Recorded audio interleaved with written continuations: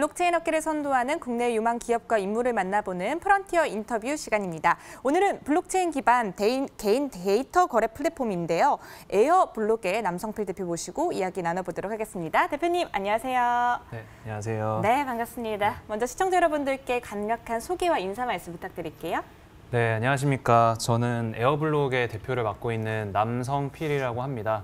저는 이제 에어블록 팀에서 주로 이제 그 엔터프라이즈 기업들의 저희 에어블록을 소개하고 사업 개발을 하고 또 제품을 개발하는 이제 그러한 일을 맡고 있습니다. 네, 반갑습니다. 자, 그럼 먼저 프로젝트에 대한 이야기들을 나눠보면 좋을 것 같은데요. 에어블록이 과연 무엇인가 이 점에 대해서 간략하게 좀 소개를 먼저 해주시면 좋을 것 같아요. 네, 그 에어블록은 실시간으로 개인 데이터를 이제 거래할 수 있는 이제 그런 마켓플레이스인데요. 네. 이제 여기서 말하는 이제 개인 데이터는 이제 오늘날 이제 디지털 세상에 살아가는 사람들은 이제 앱을 사용하거나 웹사이트에 접속하거나 이제 다양한 디지털 세상에서의 활동을 합니다. 그랬을 때 뭐 여기에서 이제 뭐 신발을 하나 사려고 해도 장바구니에 물건을 담았다든지 혹은 뭐 결제를 했다든지 이러한 사용자들의 행동이 다 의미가 있거든요. 그래서 이러한 데이터를 저희가 이제 개인 데이터라고 하고요. 이런 개인 데이터를 개인의 동의를 받아서 거래할 수 있게끔 해서 이런 데이터를 원하는 기업들이 이걸 구매할 수 있게끔 도와주는 이제 그러한 플랫폼이 에어블록이라고 말씀을 드릴 수 있을 것 같습니다. 네, 그렇군요. 실시간으로 개인 데이터를 거래할 수 있는 그러한 마켓플레이스다. 이렇게 또 간단 명료하게 소개를 해주셨어요. 자, 그렇다면 또 에어블록 그리고 남성필 대표님 이야기 조금 더 해보면 좋을 것 같은데요. 남성필 대표님이 이끌고 있는 AB180에서 추진 중인 걸로 알고 있습니다. 이 프로젝트에 대한 이해를 높이기 위해서 이 기업은 어떤 기업인지 먼저 설명을 해주시면 좋을 것 같네요. 네, 저희 그 AB180은 그냥 한마디로 쉽게 말씀드리면 네. 이제 빅데이터 회사라고 말씀을 드릴 수 있고요. 그래서 그냥 빅데이터 회사는 아니고 이 사용자들의 행동 데이터를 막대한 양의 행동 데이터를 수집을 해서 이 데이터를 분석을 해서 기업들이 이제 마케팅 성과를 측정을 하거나 가장 마케팅 성과를 효율적으로 잘 낼 수 있게끔 도와주는 이제 그러한 역할을 하고 있고요. 네. 현재 저희 AB180은 이제 에어브릿지라는 서비스를 이제 국내 약 100여 개 기업들에게 공급을 하고 있고 저희가 이제 빅데이터라는 이제 말을 쓸 수 있는 이유는 저희가 이제 한 달에 거의 모바일 디바이스 기준으로 약 2천만 대 모바일 디바이스, 그 1년 기준으로 우리나라의 약 3분의 2에 해당하는 약 4천만 대 모바일 디바이스의 데이터를 저희가 실시간으로 분석을 하고 있는 그런 업력을 가진 회사입니다. 네. 사용자들의 행동 데이터를 분석하는 빅데이터 회사다 이렇게 이야기를 해주셔서 좀 연관성들이 조금은 이해가 되는 것 같아요. 자, 앞서 에어블록을 소개해 주시면서 개인 데이터 거래 플랫폼이다 이렇게 또 소개를 해주셨는데 사실 데이터 하면 떠오르는 범위가 상당합니다. 또 요즘 같은 경우는 빅데이터 하면 또 그 범위가 정말 상당한데 이 부분에 대해서 명확한 기준 또 예시가 좀 필요할 것 같은데 어떤 게 있을까요? 그러니까 이제 사실 데이터라고 하면 이제 많은 분들이 되게 막연하게 네. 생각을 하시는 것 같아요. 근데 쉽게 생각하면 모바일 앱을 다 쓰잖아요. 네. 그럼 모바일 앱에서 제가 하는 행동 하나하나가 그 개인 데이터라고 볼 수 있습니다. 뭐 신발을 산다고 했을 때 아까 뭐 말씀드린 예시처럼 장바구니를 담았다라든지 특정한 키워드를 검색을 했다라든지 네. 물건을 이제 구매했다는 그런 구매 기록 이런 것도 데이터고요. 또 예를 들어서 제가 어떤 장소에 가게 되면 이제 GPS를 통해서 제 위치가 실시간으로 또 수집이 될 수 있습니다. 네. 내가 이 위치에 갔다, 뭐 이런 것도 데이터라고 볼 수가 있죠.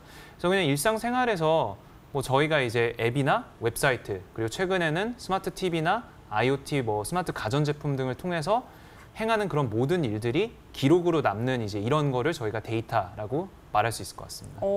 키워드 검색, 또 구매 기록과 같은 저희가 움직이면서 발생하는 일상생활의 모든 기록들을 개인 데이터 이렇게 부를 수 있는 거네요. 네, 그렇죠. 자, 그렇다면 이 에어블록을 시작하게 되신 계기가 또 궁금해지네요. 혹시 어떤 문제점 때문에 또 해결을 하고자 하는 마음에서 시작을 하게 되셨을지 궁금해요.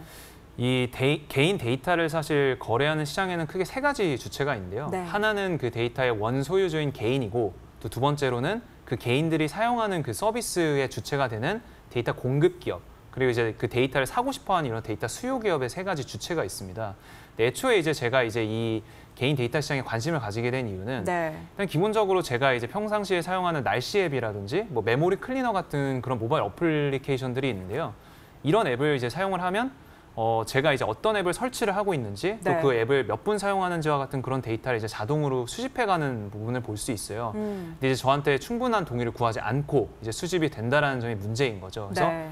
나도 모르는 사이에 내 데이터가 상당 부분 수집이 돼서 누구인가에게 의해서 이제 수익화가 된다든지 활용이 되고 있는 이제 이러한 상태. 즉 개인 데이터의 침해가 일단 개인한테 문제이고요. 네. 또 이제 제가 많은 회사들을 사실 돌아다니면서 느낀 거는 기업들은 이런 개인 데이터를 많이 수집을 해서 활용을 하고 싶어 해요. 또 이제 실제적으로 나의 고객이 아닌 내 고객이 될 수 있는 그런 잠재 고객에 대한 이제 그런 데이터를 구매하고자 하는 수요 기업들이 정말 많으시거든요. 네. 그리고 이제 한편으로는 이런 데이터를 수익화하고 싶은 기업도 많은데 이제 수익화를 막상 하려고 해도 합법적으로 이 데이터를 수익화할 수 있는 그런 창구가 없는 거죠. 그래서 개인도 문제고 데이터 공급 기업도 문제고 수요 기업도 각각의 이제 불만 사항이 있는 거니까 이들의 이제 수요와 공급의 미스매치를 도와줄 수 있는 그런 마켓플레이스가 나오고 그게 이제 블록체인 기반으로 무결성과 투명성을 보장하면서 동시에 합법적인 데이터 거래 장이 될 수 있으면 모두에게 이제 좋겠다라고 이제 생각을 하게 된 이제 그런 게 이제 저희 그 프로젝트의 계기입니다. 오, 일상 속에서 발견을 했다고 해도 과언이 아닌 것 같은데요. 개인 데이터의 침해를 조금 방지하고 조금 더 공정한 거래가 될 수 있도록 움직임이 시작된 것 같습니다. 자, 프로젝트의 핵심이 계속해서 말씀을 해주신 걸 들어보면 개인 데이터인 것 같은데 개인 데이터에 주목하게 되신 이유 방금도 이야기를 해주시긴 했는데 그 외에 또 다른 동기가 있었을까요?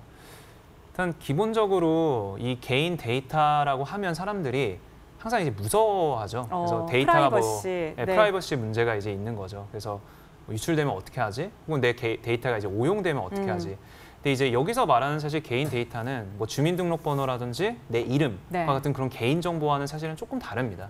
그래서 내가 이제 충분히 내 자신을 이제 개인에 대해서 보호하면서 내 프라이버시를 보호하면서 이 개인 데이터를 잘 활용하면 오히려 이제 제가 혜택을 더 받을 수 있는 거죠. 그래서 그게 저희는 흔히 이제 시장에서 역경매라고 하는 이제 그런 원리가 있는데요.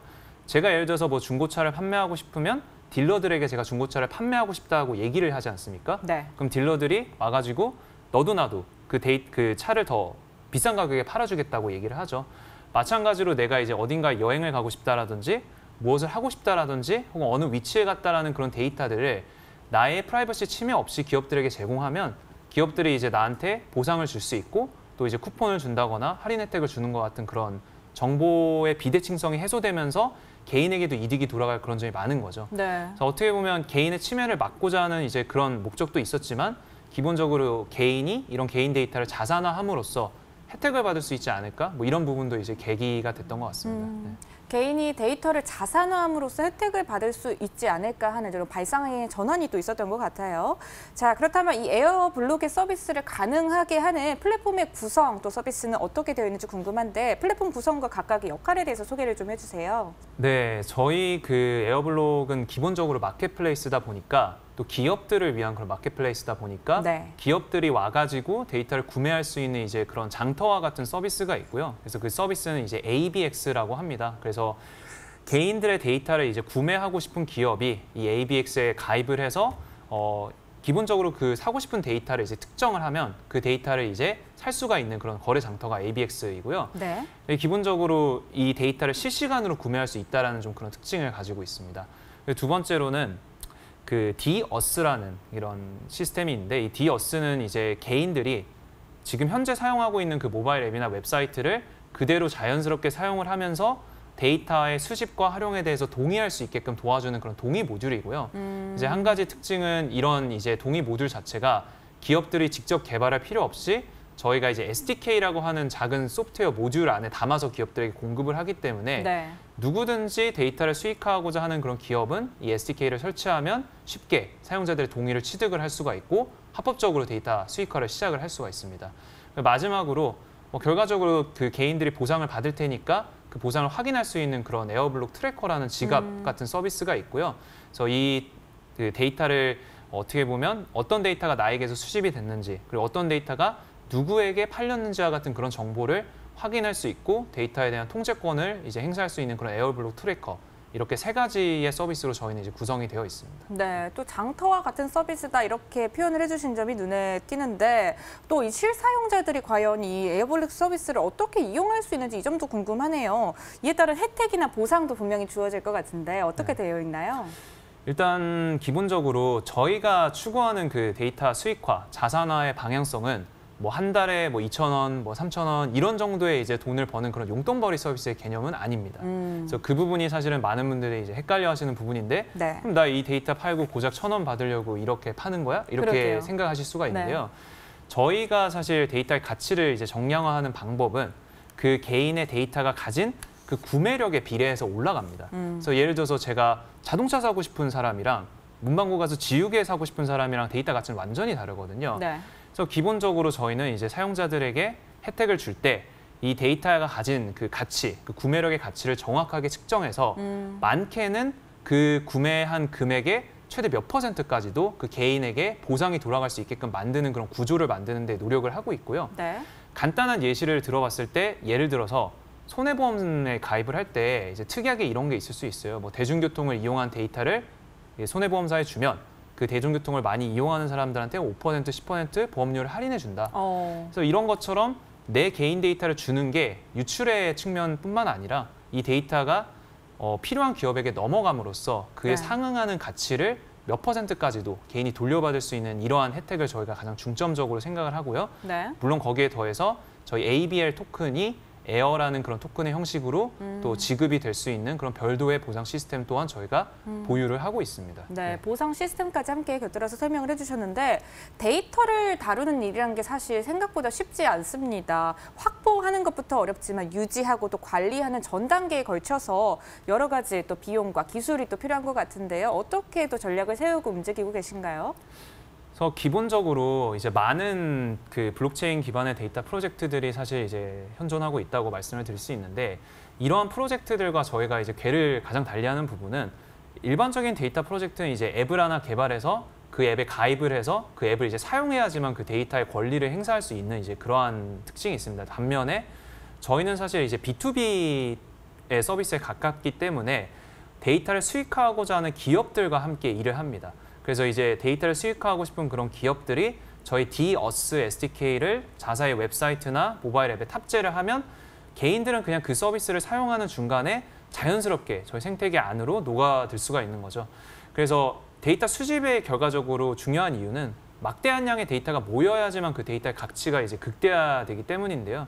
저희가 이제 많은 이제 그런 데이터 공급 기업들과 이제 일할 수 있는 이제 그런 배경은 저희 AB180이라는 회사가 에어브리지라는 서비스를 통해서 또 국내에서 많은 회사들과 이제 일해온 이런 업력과 이제 영업망이 있기 때문에 이러한 기존의 이런 관계를 저희가 잘 활용을 해서 이런 D-US라는 SDK를 기업들에게 심을 수 있게끔 현재 지금 많은 그 협력을 진행을 하고 있는 중에 있습니다. 네, 여러 가지 협력 관계를 통해서 특히나 더 확보하고 또 관리를 하고 계신 것 같습니다.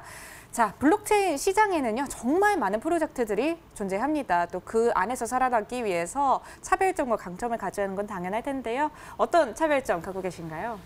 사실 그 저희가 이제 데이터 프로젝트라는 점은 네. 이제 어떻게 보면 강점일 수도 있고 뭐 단점일 수도 있습니다. 근데 이제 기본적으로 저희가 업력을 가지고 그 빅데이터 분산 처리 기술, 대규모의 빅데이터를 처리할 수 있는 기술을 가지고 네. 시작했다는 점이 우선은 저희의 이제 차별점일 것 같고요. 그래서 어떤 프로젝트를 0부터 100까지 만드는 게 아니라 뭐 굳이 비유하자면 70부터 100까지 만드는 이제 그런 시작점이 좀 다르다. 이 점이 있을 수 있고, 또 두 번째로는 뭐 B2C 서비스를 만들고자 하는 게 아니라 기업들이 사용할 수 있는 엔터프라이즈용 이제 솔루션을 만든다는 점에서 좀 차이가 있고요. 그래서 공급 기업한테도 어떻게 보면 SDK라는 서비스를 통해서 데이터를 더 원활히 수집할 수 있게끔 도와주고, 데이터 수요 기업도 그 기업들의 어떻게 보면 눈높이에 맞는 그런 데이터 장터에서 합법적인 출처를 가진 데이터를 거래할 수 있게끔 함으로써 도움을 주고 있습니다. 또 마지막으로 사실 저희는 보안에 되게 신경을 많이 쓰는데요. 기본적으로 사실 개인정보 유출 사고나 이런 부분을 보면서 네. 많은 분들이 보안이 중요하지 않느냐라는 말씀을 하세요. 그렇죠. 그래서 저희는 사실 이 보안 수준을 정말 세계적인 수준으로 사실 올리기 위해서 제일 많은 우선순위를 이제 공을 들이고 있는 상황이고요. 근데 기본적으로 이 프로젝트 자체가 개인 정보를 저장을 할 때 충분히 암호화를 하고 또 이 데이터 자체를 탈중앙화된 방식으로 저희가 아이덴티티 매니저라는 그런 특수한 저희만의 기술을 사용해서 이 개인 정보를 저장하기 때문에 개인정보가 안전하게 보호될 수 있다는 좀 그런 강점도 저희가 가지고 있습니다. 네, 시작점이 다르고 또 공급자와 수요자 모두를 또 신경 쓰는 점도 눈에 띄고요. 무엇보다 이 민감한 이슈인데 이 보안에 대해서도 많은 신경을 쓰고 계신 게 느껴집니다. 자, 7월 초래요. 카카오의 클레이튼이 메인넷 런칭과 함께 이를 기반으로 하는 서비스를 공개했는데 에어블록도 이와 함께한다는 소식이 들려왔습니다. 그런데 이 메인넷을 이더리움에서 클레이튼으로 또 전환을 했거든요. 그 이유가 무엇인지에 대해서 많은 분들이 또 궁금해하실 것 같아요. 네. 일단 기본적으로 저희는 이제 클레이튼의 ISP, 이니셜 서비스 파트너로서 그 가장 클레이튼이 런칭되는 가장 초기부터 이제 깊은 이제 기술적인 그런 관계를 이제 맺어가면서 현재 함께 협력을 진행을 하고 있는 중에 있고요. 네.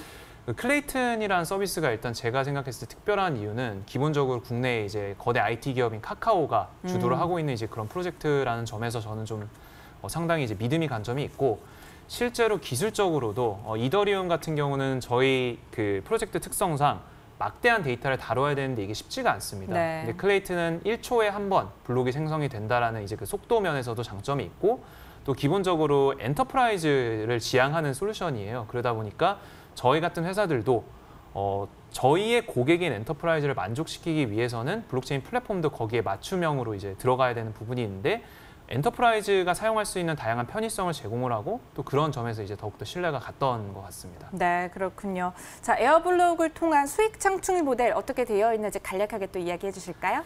네, 저희는 사실 기본적으로 탈중앙화된 서비스이기 때문에 이걸 통해서 뭐 중간자로서 이제 저희가 수익을 창출하는 구조는 아니고요. 다만 이 생태계를 저희가 유지시키기 위해서 어느 정도 생태계 유지에 필요한 그런 비용만을 이제 받는 이제 그런 형태로 저희는 구성이 되어 있습니다. 네, 그렇군요. 자, 에어블록 런칭 이후 1년여 정도의 시간이 또 흘렀는데요. 앞으로의 계획도 궁금합니다. 앞으로 향후 사업의 확장성과 방향 또 어떻게 흘러가게 되는지 이 점에 대해서도 한번 짚어주시죠. 저희가 이제 기본적으로 엔터프라이즈, 즉 이제 큰 기업들, 데이터를 많이 가진 기업들과 협력을 이제 저희가 우선적으로 추진하다 보니까 네. 이제 그간에는 규제적인 부분이나 법적인 부분에서 해결해야 될 이슈가 상당히 많았는데요. 이제 그런 부분에 대해서 저희가 많이 점검이 되고 확인이 끝난 상태이기 때문에 이제 앞으로는 이제 보다 적극적으로 엔터프라이즈 회사들과 일하는 이제 그런 실제적인 사례를 많이 발표할 예정이고요. 또 이를 통해서 데이터 거래가 개인, 데이터 공급 기업 그리고 수요 기업을 아울러서 모든 사이클에서 돌아갈 수 있는 그런 생태계를 이제 하나씩 이제 선보일 예정입니다. 네, 알겠습니다. 지금까지 에어블록의 남성필 대표와 함께 이야기 나눴습니다. 오늘 나와주셔서 고맙습니다. 감사합니다.